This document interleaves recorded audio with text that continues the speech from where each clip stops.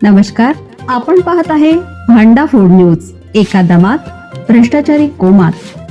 Social media, कर्जबाजारी, गुन्हेगारी, सट्टेबाजी, चोरी, मटका, जुगार, दारू, सावकारशाही, न्यायाच्या प्रतीक्षेत प्रशासन. भांडाफोड न्यूज. एका दमात भ्रष्टाचारी कोमात. सांगली जिल्हा न्यायालय आवारात थरार. इलेक्ट्रिक दुचाकीचा भडका, 2 गाड्या खाक.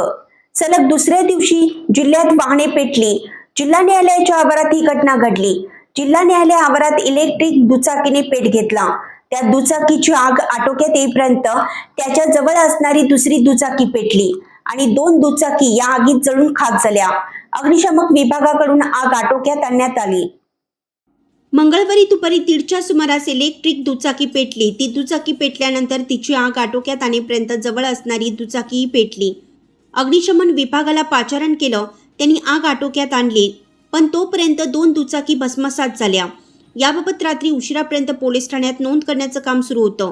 दरम्यान सोमवारी सकाळी सांगलीतील वैरण अड्डा येथे MB लिंकची ट्रॅव्हलर्स पेटली.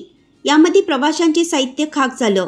तर सोमवारी न्यायालय आवारात दुचाकी पेटली. त्यामुळे सलग 2 दिवस वाहने पेटण्याचे प्रकार सांगलीत घडले आहेत.